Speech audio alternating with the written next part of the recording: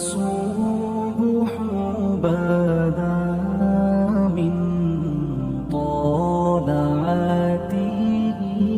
اللہ تبارک و تعالیٰ نے پھر ایک خوبصورت انسان بنو امیہ کی حکومت تھی، اسی میں سے ایک خوبصورت دھلا ہوا، سجا ہوا، سمرا ہوا، خوشبو والا، میٹھا بھی، ٹھنڈا بھی، پیارا بھی، نیک بھی، متقی بھی، اصول والا بھی، رسول اللہ علیہ السلام کا غلام حضرت عمر بن عبدالعزیز، اللہ تعالیٰ نے یہ مرد مجاہد پیدا فرمایا۔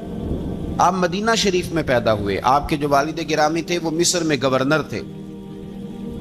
حضرت عمر بن عبدالعزیز رحمۃ اللہ تعالیٰ علیہ کی جو والدہ ہیں وہ حضرت عمر فاروق کی پوتی ہیں، تو آپ کی رگوں میں فاروقی خون بھی تھا۔ حضرت عمر بن عبدالعزیز رحمۃ اللہ تعالیٰ علیہ کے والد گرامی نے آپ کو مدینے میں پڑھنے کے لیے چھوڑا۔ حضرت صالح بن کیسان ایک عالم اور محدث تھے، ان کے پاس آپ نے تعلیم پائی، اور جناب عمر بن عبدالعزیز رحمۃ اللہ تعالیٰ علیہ کے والد اگرچہ مصر میں تھے لیکن آپ کو مدینہ میں رکھا، آپ نے مکمل تعلیم حاصل کی، علم حاصل کیا، چھوٹی سی عمر میں قرآن پاک کے حافظ بھی ہو گئے۔ پھر جب بڑے ہوئے تو اللہ نے یہ موقع دیا، چونکہ خاندان کی حکومت تھی تو آپ مدینہ شریف کے گورنر بنے،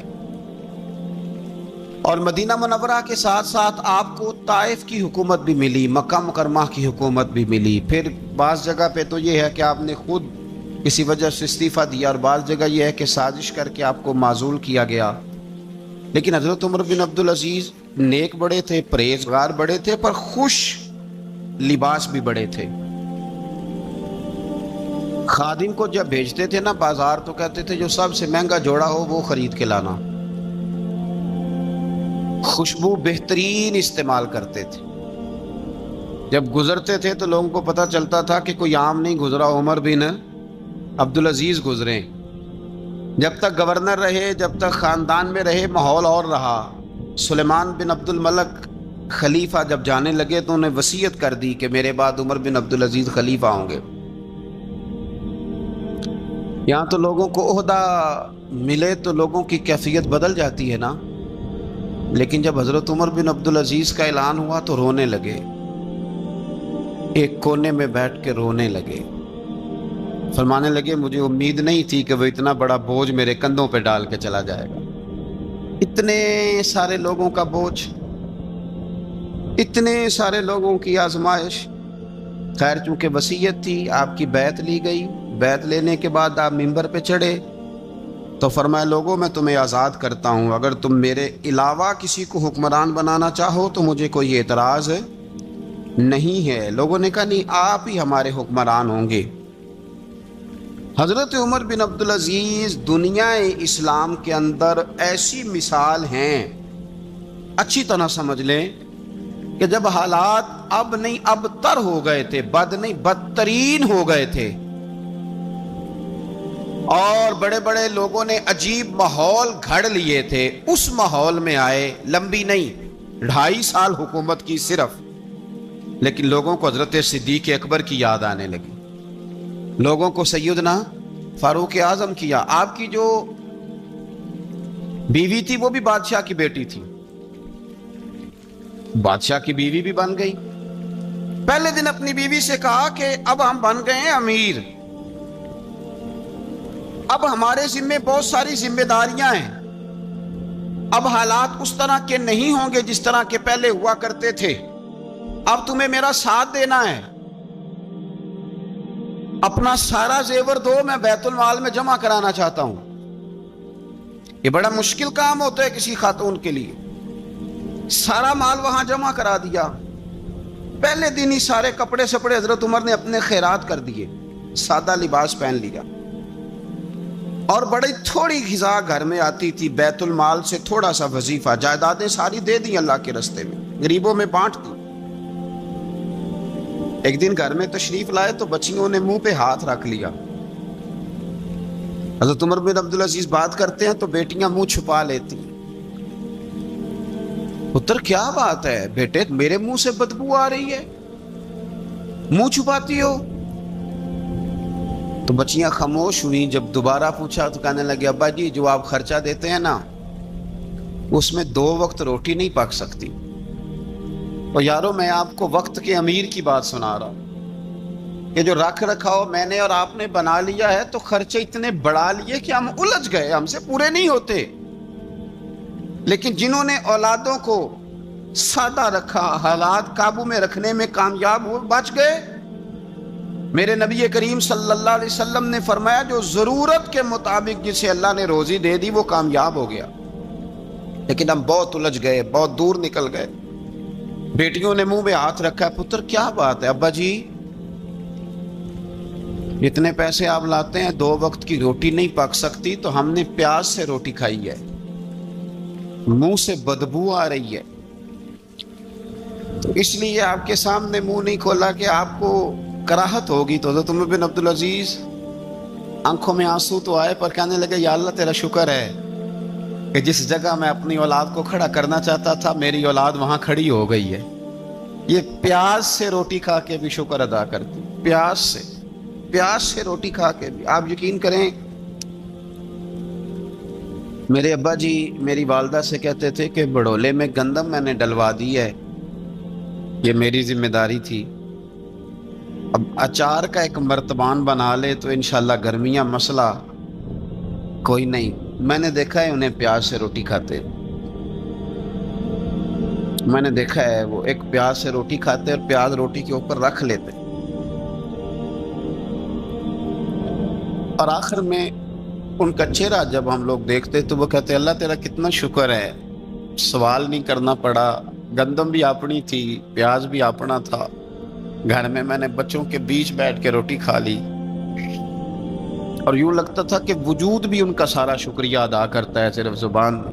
حضرت عمر بن عبدالعزیز نے اپنے گھر کے اندر عید والے دن بیٹیوں نے کہا ابا جی جوڑے پرانے ہیں، یارو ہو جاتا ہے، بس تھوڑا سا نا توجہ کی ضرورت ہے، ہو جاتا ہے، نئے کپڑے لینے ہیں۔ اب ایک گھر میں شادی ہوتی ہے تو اس گھر سے تعلق رکھنے والے ہر گھر میں شادی سمجھنے شروع ہو گئی، لاکھوں روپے کا مال صرف کپڑوں پہ، جوتوں پہ اور ان کے لوازمات پہ لگتا ہے۔ غربت کیسے ختم ہوگی؟ حالات کیسے ٹھیک ہوں گے؟ پردیس میں جانے والے واپس کیسے آئیں گے؟ کس طرح یہ ماحول ٹھیک ہوگا جب اخراجات اتنے بڑھا لیے جائیں؟ حضرت عمر بن عبدالعزیز رحمۃ اللہ علیہ کی بیٹیوں نے کہا عید پہ کپڑے لینے، ضد کی تو جناب عمر نے اپنے وزیر خزانہ کو خط لکھا، فرمایا 1 مہینے کی تنخواہ مجھے ایڈوانس دے دو، بیٹیوں کے کپڑے لینے ہیں۔ تو جب بادشاہ عمر بن عبدالعزیز جیسا ہو تو پھر وزیر بھی نیک ہی ہوتے ہیں، وزیر بھی نیک۔ تو وزیر کہنے لگا حضور کچھ باتیں آپ سے سیکھی ہیں، اگر اجازت دیں تو کر لوں؟ کہا جناب کرو۔ کہنے لگے آپ 1 مہینے کی تنخواہ ایڈوانس مانگ رہے ہیں، آپ 1 مہینے تک زندہ رہیں گے؟ یہ آپ سے سیکھی ہوئی باتیں۔ حضرت عمر بن عبدالعزیز کہنے لگے رب تیرا بھلا کرے، تو نے سوئے ہوئے عمر کو پھر سے جگا دیا۔ بیٹیوں سے آ کے کہنے لگے پتر پرانے کپڑے دھو کے پہن لو، اگر کپڑے دھو کے پہن لوگی اور پہن کے رب کی بارگاہ میں کھڑے ہوگی تو رب تو پہلے ہی بڑا قبول فرمانے والا ہے، اللہ تو پہلے ہی بڑا قبول کرنے والا ہے۔ تو صاحب یاد رکھیں حضرت عمر بن عبدالعزیز نے اپنے گھر کے اندر یہ ماحول پیدا کیا، اپنے گھر کے اندر یہ کیفیات آپ نے بنائیں، بنا کر کے سجائیں۔ میرے عزیز یاد رکھیں کچھ چیزیں ایسی ہوتی ہیں جن پر انسان اگر توجہ کر لے تو آسانی سے معاملات ٹھیک ہو جاتے ہیں۔ حضرت عمر بن عبدالعزیز نے خود بھی سادگی اختیار کی، آپ کے بچوں نے بھی سادگی۔ ہوتا یہ ہے کہ جس طرح کا حکمران ہوتا ہے نا، رعایا پر اس کے اثرات ہوتے ہیں، یہ ایک اصولی بات ہے، جس طرح کا حکمران ہو رعایا پر اس کا اس طرح کا۔ ولید بن عبد الملک جب حکمران تھا نا تو اسے عمارتیں بنانے کا بڑا شوق تھا، بڑی بڑی بلڈنگیں کھڑی کرنا، بڑے بڑے محلات بنانا۔ تو اس زمانے میں ہر آدمی بلڈنگ کی بات کرتا تھا، ہر آدمی جو ہوتا تھا وہ کسی نہ کسی نئے مٹیریل کی بات کرتا تھا، نئے نقشے کی بات کرتا تھا۔ جب سلیمان بن عبد الملک حکمران بنا تو سلیمان بن عبد الملک جو تھا اس کو شوق تھا شادیاں کرنے کا، یہ بھی شوق ہوتا ہے بادشاہوں۔ اس زمانے میں لوگ شادی کی بات کرتے تھے، نکاح کی بات کرتے تھے، بیاہ کی بات کرتے تھے، تو پورے ماحول کے اندر ایک چیز پیدا ہو گئی تھی۔ لیکن جب حضرت عمر بن عبدالعزیز کا زمانہ آیا تو وہ راتوں کو عبادت کرتے تھے، وہ وظائف پڑھتے تھے، وہ قرآن پاک کی تلاوت کرتے تھے، وہ اللہ کا ذکر کرتے تھے، تو پھر ایک ماحول بن گیا جو ذکر الہی کا ماحول تھا، پھر ایک ماحول بن گیا جو تقوی کا ماحول تھا، پھر ایک ماحول مرد وجود میں آیا جو پرہیزگاری کا ماحول تھا۔ عام عوام بھی اللہ کے ذکر کی باتیں کرنے لگی، عام ماحول بھی اس طرح۔ حضرت عمر بن عبدالعزیز نے سب سے پہلا یہ کام کیا کہ بادشاہی پروٹوکول ختم کرائے، ختم ہو گئے پروٹوکول۔ آپ نے فرمایا کوئی شاہی خاندان کا بندہ آئے تو کسی کا کوئی پروٹوکول نہیں ہے، میرا بھی کوئی پروٹوکول نہیں ہے، بلکہ آپ نے فرمایا کسی خطیب کو، کسی امام کو اجازت نہیں کہ میرا نام لے کے میرے لیے دعا کرے۔ سب مسلمانوں کے لیے دعا کرنا، فرمانے لگے الحمدللہ میں مسلمان ہوں، جب تم مسلمانوں کا نام لے کے دعا کرو گے تو میں بھی اندر ہی آ جاؤں گا۔ اضافی طور پر نام لے کے دعا کرنے سے بھی روک دیا، بلکہ ایک عورت عراق سے آئی، اس کی 5 یتیم بچیاں تھیں تو اسے ضرورت تھی وظیفے کی۔ اس نے آ کے پوچھا حضرت عمر بن عبدالعزیز کا گھر کہاں؟ تو لوگوں نے فرمایا وہ سامنے جو ٹاٹ اور بوریے کا پردہ لٹک رہا ہے وہ عمر بن عبدالعزیز کا گھر ہے۔ دروازے پہ دستک دی تو ایک عورت اندر برتن دھو رہی تھی، پوچھا السلام علیکم، امیر المومنین سے ملنا ہے۔ وہ کہنے لگی اس درخت کی چھاؤں میں بیٹھ جاؤ، ابھی تشریف لاتے ہیں۔ تھوڑی دیر گزری تو حضرت عمر بن عبدالعزیز آئے تو کنویں سے پانی نکال کے نا، سین میں کنواں تھا تو جو جگہ میں مٹی اڑ رہی تھی نا، گرد اڑ رہی تھی، ہوتا ہے نا عصر کے بعد لوگ پانی پھینکتے ہیں، وہاں پانی پھینکنے لگے، چھڑکاؤ کرنے لگے۔ تو تھوڑی تھوڑی باتیں وہ خاتون آپ سے کرنے لگی، تو وہ جو عورت آئی تھی نا وہ کہنے لگی تم غلام سے باتیں کر رہی ہو، تمہیں پردہ کرنا چاہیے۔ کہنے لگی یہ غلام نہیں، یہ میرے شوہر ہیں اور یہ امیر المومنین عمر بن عبدالعزیز ہیں۔ کہنے لگی یہ عمر بن عبدالعزیز ہے؟ کہا ہاں یہ عمر بن عبدالعزیز ہے۔ تو وہ خاتون حاضر ہوئی، کھجوریں اس کو دی گئیں کھانے کے لیے۔ اس نے کہا حضور میری 5 یتیم بیٹیاں ہیں، مجھے وظیفہ چاہیے۔ جناب عمر بن عبدالعزیز نے ایک بیٹی کا نام پوچھا، ولدیت پوچھی، وظیفہ لکھا۔ عورت کہنے لگی اللہ تیرا شکر ہے میری بچی کا وظیفہ لگ گیا۔ دوسری کا نام پوچھا، ولدیت پوچھی، عمر پوچھی، وظیفہ لگایا، اللہ تیرا شکر ہے میری یتیم بچی کا وظیفہ۔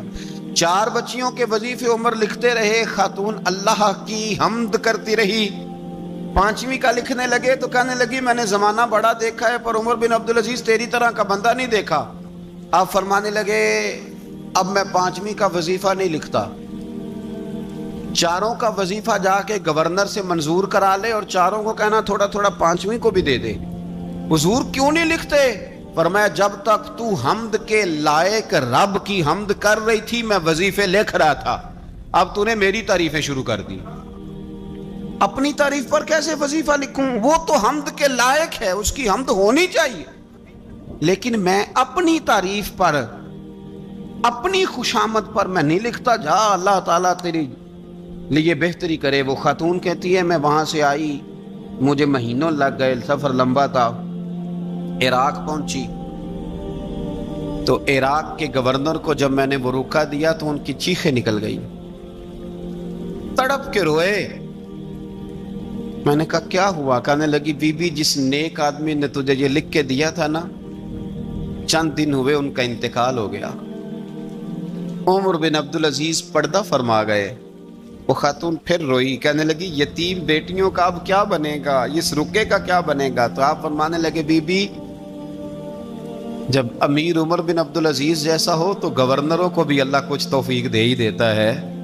اگر انہوں نے تیرا وظیفہ زندگی میں لکھا تھا تو فکر نہ کر، جب تک میں زندہ رہوں گا وظیفہ پہنچتا رہے گا۔ آپ کے گورنر نے لکھا کہ حضرت صاحب گورنر ہاؤس کی عمارت کمزور ہو گئی ہے، نہیں بنا لوں؟ تو آپ فرمانے لگے تو عدل کا قلعہ کیوں نہیں بناتا، انصاف کی دیواریں کیوں نہیں کھڑی کرتا؟ فرمایا چھوڑ اینٹیں لگانا، عدل و انصاف کا قلعہ بنا۔ سب سے بڑی بات یہ تھی کہ بڑے پابند تھے صوم و صلات کے، دن کو تلاوت کرتے، رات کو عبادت کرتے، پنجگانہ نماز میں کھڑے ہوتے، اللہ کے خوف کی بات آتی تو چڑیا کی طرح پھڑ پڑاتے، ڈرتے۔ آپ کی اہلیہ کہنے لگی عمر بن عبدالعزیز یہ کیفیت کیسے ہوئی؟ فرمانے لگے ایک ذہن میں بات بیٹھ گئی تھی کہ رب نے حساب پوچھنا ہے اور میں نے حساب دینا ہے، تو جس کو پتا ہونا میں نے حساب دینا ہے اور مجھ سے کسی نے حساب پوچھنا ہے، پھر سمجھیں حساب دینا ہے اور کسی نے حساب پوچھنا ہے، حساب دینا ہے اور حساب، تو فرماتے ہیں جب یہ ذہن بن گیا نا کہ میں نے حساب دینا ہے اور رب نے حساب پوچھنا ہے، تو بس پھر میں نے حساب کر کے رکھنا شروع کر دیا۔ پھر میں نے کوشش کی ہے کہ حساب کروں کہ نا انصافی نہ ہو جائے، ظلم نہ ہو جائے۔ ایک آدمی بڑی دور سے چل کے آیا، عرض کی حضور آپ کے گورنر نے میرا مال چھین لیا ہے، واپس نہیں کرتا۔ تو حضرت عمر بن عبدالعزیز رحمۃ اللہ نے رکا لکھا، فرمایا میں نے تو تجھے نیک آدمی سمجھ کے گورنر بنایا تھا اور تو لوگوں کے مال نہیں واپس کرتا، فوراً واپس کر۔ اس کے نام جب خط لکھا تو آدمی خوش ہو گیا، تو آپ فرمانے لگے اب یہ بتا تیرا آنے جانے کا خرچہ کتنا ہوا؟ عرض کی حضور کیا مطلب؟ آپ فرمانے لگے ایک تجھ پہ ظلم ہو اور دوسرا تیرے اوپر اور خرچے ڈالے جائیں۔ دیکھیں نا، ایک آدمی کی زمین پہ قبضہ ہو، پھر وہ وکیل کرے، پھر وہ گواہ اکٹھے کرتا پھرے، پھر وہ مسائل میں الجھ جائے۔ جناب عمر بن عبدالعزیز نے ہمیں ایک سوچ عطا فرمائی، فرمایا ایک تیرے اوپر ظلم ہوا، ایک تجھے اتنی تکلیف ہوئی یہاں آنے کی، اور ایک تیرا خرچ ہوا، بتا کتنے پیسے؟ عرض کی حضور میرا تو لاکھوں کا مال آپ نے واپس کرا دیا ہے، اب چھوڑے خرچے کو۔ فرمایا نا بھائی، یہ میرے رسول کائنات کا دین ہے، اس میں ہم ہر شے کا حساب کر کے رکھیں گے۔ تیرا خرچ ہوا ہے، تیرا خرچہ ہوا ہے، تجھے آنا پڑا، تجھے جانا پڑا۔ اور دنیا کے منصفوں، فیصلے کرنے والوں، تھوڑا خیال تو کرو کتنے لوگ ہیں جو رول گئے بیچارے رستوں میں کچہریوں کے، جو عدالتوں کے چکر لگا لگا کے تھک گئے، جن کی اولادیں تڑپ اٹھیں، مکان بک گئے، انہوں نے اپنے حقوق کیا لینے تھے، ان کی تو باقی چیزیں بھی چلی گئیں۔ فرمایا خرچہ بتا کتنا ہوا؟ عرض کی حضور 60 دینار تقریباً۔ فرمایا اسے مال خزانہ سے 60 دینار بھی دو۔ پھر فرمایا میری جیب سے اسے 50 اور دو تاکہ یہ آنے جانے میں مزید روٹی کھا سکے، گوشت کے ساتھ روٹی کھائے۔ اور پھر فرمایا معاف کر دینا، حکومت عمر بن عبدالعزیز کی تھی پر تجھے بڑی تکلیف اٹھانی پڑی، اذیت اٹھانی پڑی۔ یارو اس رنگ میں اس شخص نے حکومت کی، اس انداز میں، اور سب سے بڑھ کر بنو امیہ میں سے تھے، لیکن میرے رسول پاک کی اولاد سے جو پیار، حضور کی نسل سے، کسی نے آپ کے سامنے کہہ دیا، امام جلال الدین سیوطی نے اس کو لکھا ہے، کسی نے عمر بن عبدالعزیز رضی اللہ تعالیٰ عنہ کے سامنے کہہ دیا یزید امیر المومنین تھا، مومنوں کا امیر تھا۔ فرمایا پکڑو اس بدذات کو 20 کوڑے مارو، پکڑو اس نالائق کو، اسے 20 کوڑے مارو۔ یہ نبی پاک کے خاندان کے قاتل کو امیر المومنین کہتا ہے؟ یہ فتویٰ جناب عمر کا۔ مولا علی شیر خدا کی اولاد میں سے ایک شہزادے آپ کے پاس آئے کسی کام کے لیے، تو عمر بن عبدالعزیز اٹھ کے کھڑے ہو گئے، ہاتھ باندھ دیے، کہنے لگے حضور ساری دنیا میرے پاس آئے، آپ نا ایک رکا لکھ دیا کریں یا پیغام دے دیا کریں، اس لیے کہ اس دھرتی پہ جو کچھ بھی ہے وہ مدینے والے رسول کا ہی صدقہ ہے۔ حضور کی اولاد سے پیار، نبی پاک صلی اللہ علیہ وسلم کے خاندان کے ساتھ محبت۔ حضرت عمر بن عبدالعزیز نے فلاح عامہ کے کام کرائے، بڑے بڑے سرائے بنائے، لوگوں کے ٹھہرانے کا بندوبست کیا، وظائف دیے غریبوں کو، مساجد بنائی، مدارس بنائے۔ آپ کو مجدد کہا جاتا ہے، نئے سرے سے تجدید کی، علماء سے پیار کیا، صدقات و خیرات کا ایک ایسا ماحول دنیا کے اندر بنایا کہ لوگ کہتے ہیں کہ ہم زکوٰۃ دینے کے لیے بندہ تلاش کرتے تھے، پر جناب عمر بن عبدالعزیز کے زمانے میں کوئی زکوٰۃ لینے والا میسر نہیں آتا تھا۔ ایک شخص ملا تو لوگوں نے اس کو اتنی زکوٰۃ دی، اتنی زکوٰۃ دی، اتنی زکوٰۃ دی، لوگ خوشحال ہو گئے، اتنی زکوٰۃ دی کہ اگلے سال وہ خود زکوٰۃ دے رہا تھا۔ حضرت عمر بن عبدالعزیز نے ایسا ماحول بنا کے لوگوں کو دیا، اس طرح کی نوعیت آپ نے لوگوں کو دی کہ خوشحالی نظر آنے لگی۔ ذمیوں کے، غیر مسلموں کے حقوق کا بھی تحفظ فرمایا۔ 39 سال عمر پائی، صرف نمازیں بھی پڑھ گئے، صدقے بھی دے گئے، عبادتیں بھی کر گئے، 2.5 سال حکومت بھی کر گئے، اللہ رسول کو راضی بھی کر گئے۔ عمر پائی 39، پورے 40 نہیں، 39 سال عمر پائی، اتنا کچھ کر گئے۔ ہم تو بھی انتظار میں رہتے، ہم تو بھی انتظار میں، اٹھ فریدا ستیا تے داڑھی آ گیا ہی پور. اٹھ فریدا، یہ ستیا کا مطلب بابا جی نے غفلت بیان کیا ہے. کہ مطلب یہ نہیں کہ سچی مچی سویا ہوا تھا، کہتے تو غافل ہے. اٹھ فریدا ستیا داڑھی آ گیا ہی پور، اور اگا نیڑے آ گیا ہی، پیچھا رہ گیا ہی دور. 40 سال کی عمر میں آپ کو زہر دے دیا گیا. کچھ لوگوں کو برداشت نہیں نہ ہوا. ایک شخص آیا رکا لے کے، اس نے کہا حضور پچھلا خلیفہ میرے نام 20,000 دینار لکھ گیا ہے پر وہ فوت ہو گیا ہے، تو آپ یہ رکا ہے مجھے 20,000 دینار دے دیں. آپ فرمانے لگے سنبھال کے رکھ، شاید میرے بعد والا دے دے. رکا سنبھال کے رکھ، پر مجھ سے نہ امید رکھنا 20,000 دینار تو میں 20,000 گھر میں دوں گا اور 20,000 چولہے جلاؤں گا. میں ایک آدمی کو اتنا امیر کر دوں اور باقی لوگ دیکھتے رہے. آپ کو زہر دے دیا گیا، بیمار رہے، بچوں کو بلایا اور میں بیٹا میں جہنم سے ڈر گیا تھا، تمہارے لیے مال نہیں جمع کر سکا. اس دل نکلا، شدید علیل ہو گئے. وہ جو آیت میں نے پڑھی ہے نا، آپ کی اہلیہ کہتی ہیں کہ آخری وقت آپ کی زبان پر وہ آیت جاری ہوئی، تلک الدار الآخرۃ نجعلھا للذین لا یریدون علوا فی الارض ولا فسادا والعاقبۃ للمتقین. فرمایا یہ آخرت کا گھر ہے، ان لوگوں کو ملے گا جو نہ زمین میں تکبر کرتے ہیں نہ فساد چاہتے ہیں. یہ آیت پڑھی اور روح پرواز کر گئی. مرنے سے پہلے، وصال سے پہلے 10 دینار یا 20 دینار دے کے اپنے بیٹے کو بھیجا. فرمایا گاؤں میں جاؤ اور میرے لیے زمین خریدو قبر کے لیے، اور اگر گاؤں والے خوشی سے دے دیں تو خریدنا، اور اگر انہیں دقت ہو تو انہیں تنگ نہ کرنا. 10 دینار کی زمین خریدنے کے لیے جب بیٹا جانے لگا تو اس نے کہا حضور کچھ لوگوں کی خواہش ہے کہ آپ کا جسد خاکی مدینے لے جایا جائے اور نبی پاک علیہ السلام کے پہلو میں آپ کو دفن کیا جائے.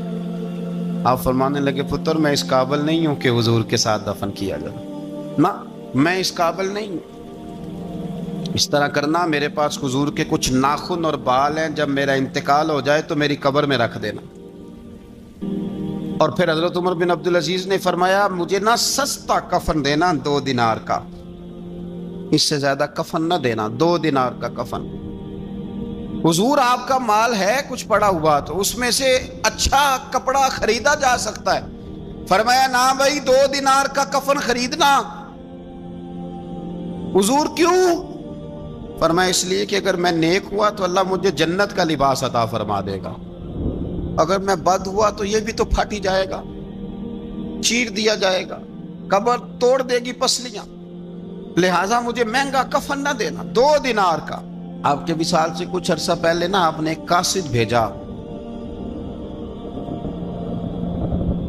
روم کے بادشاہ کے پاس وہ گیا تو وہاں اس نے ایک عجیب منظر دیکھا کہ وہاں ایک حافظ قرآن نابینا آدمی قید ہے، اس کی آنکھیں موجود نہیں ہیں اور وہ چکی چلاتا ہے، آٹا پیستا ہے. اس قاصد نے اسے پوچھا تو یہاں کب سے ہے اور یہ تیرے ساتھ معاملہ کیسے ہوا؟ تو وہ کہنے لگا مجھے انہوں نے گرفتار کر لیا، پھر مجھے کہنے لگے عیسائی ہو جا. میں نے انکار کیا تو انہوں نے میری آنکھیں نکال دی. اب میں صبح شام یہ تھوڑا سا کام کرتا ہوں، چکی پیستا ہوں تو روٹی دے دیتے ہیں. وہ قاصد حضرت عمر بن عبدالعزیز کے پاس آیا اور آ کے کہا حضور ایک اس طرح کا مسلمان روم کے بادشاہ کے پاس قید ہے، ایک مسلمان کی تکلیف. حضرت عمر بن عبدالعزیز نے جب سنا تو رو پڑے، اور میں وہ قید ہے اور وہاں قید ہے اور ہم یہاں آرام سے بیٹھے ہیں. فوراً رکا لکھا قاصد سے کہنے لگے واپس جا، روم کے بادشاہ کو جا کے کہہ کہ اس نابینا قیدی کو فوراً آزاد کرے، ورنہ میں ایک ایسا لشکر بھیجوں گا کہ اتنا بڑا لشکر بھیجوں گا کہ اس کا پہلا آدمی تیرے پاس ہوگا اور آخری میرے پاس ہوگا، اور تجھے پھر وہ بندہ چھوڑنا پڑے گا. تو ابھی چھوڑ دے، میں تجھے پیغام دے رہا ہوں.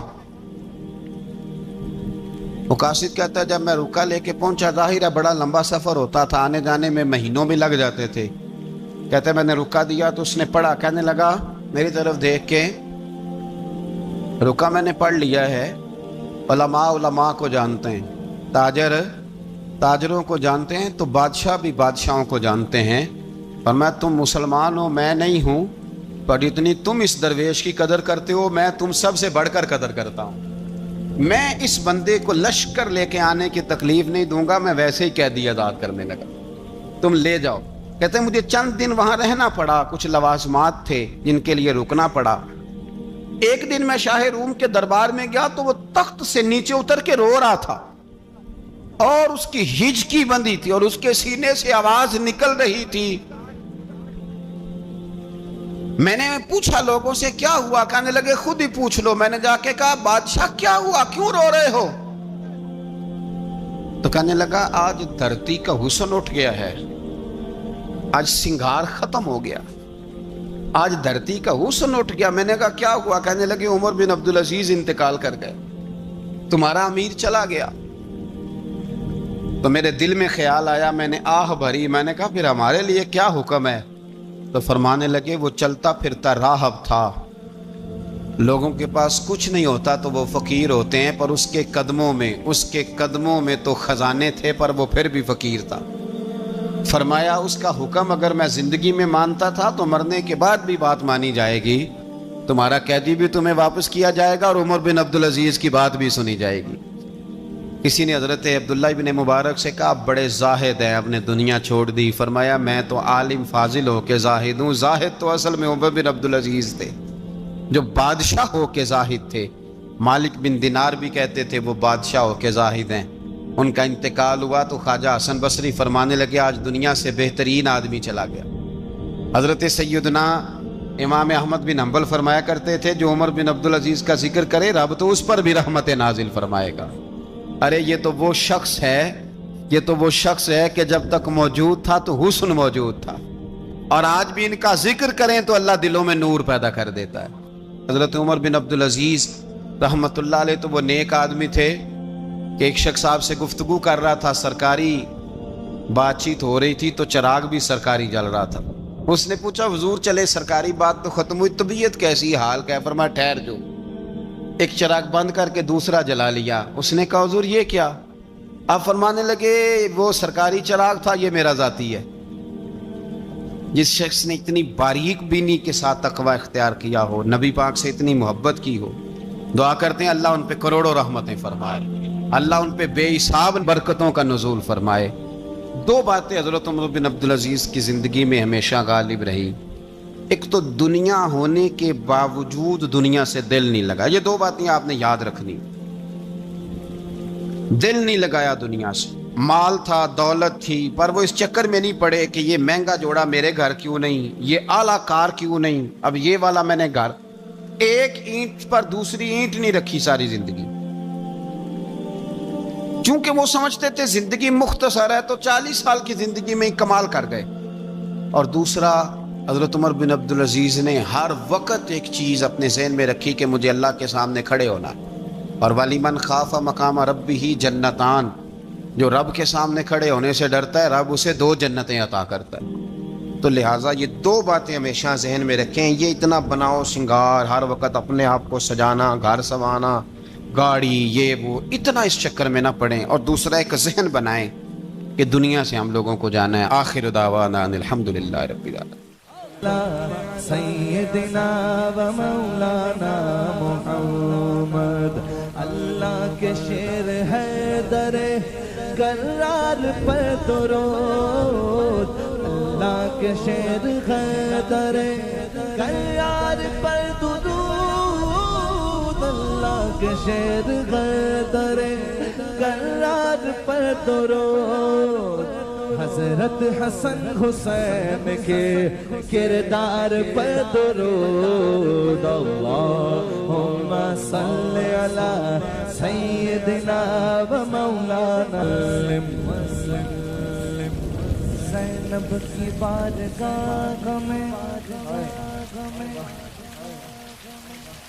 زینب کی بارگاہ میں, زینب کی بارگاہ میں, زینب کی بارگاہ میں سلام نیاز ہے. زینب کی بارگاہ میں سلام نیاز ہے. جو مرتضیٰ کی لاڈلی زہرا کا ناز ہے. اللہم صلی علی سیدنا و مولانا محمد وعلی سید سيدنا علي وسيدتنا فاطمة وسيدتنا زينب وسيدنا حسن وسيدنا حسين